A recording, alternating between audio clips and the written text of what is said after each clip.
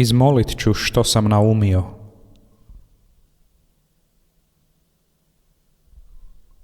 Odmaknuo sam se, izolirao sam se, u tišinu preobukao sam se. Kojima bih se trebao javiti, ne javim se. U suzi zakotrljao sam se.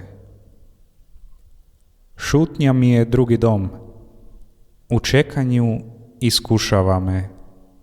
U kontemplaciji i miru ona negdje tamo čeka me.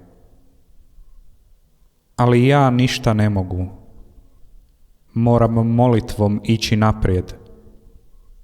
U kušnju, odricanje i tišinu. U propast, u tamu, u daljinu. Da bih mogao primiti, moram nešto i pomiren dati.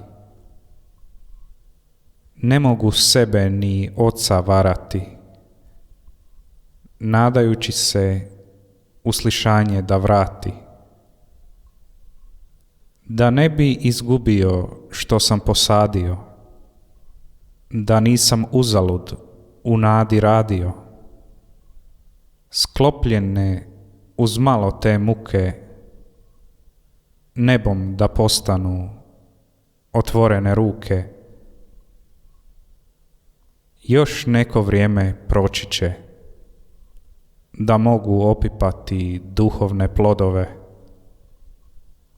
ali prije nego proljeće osvane, u mojim rukama biti će.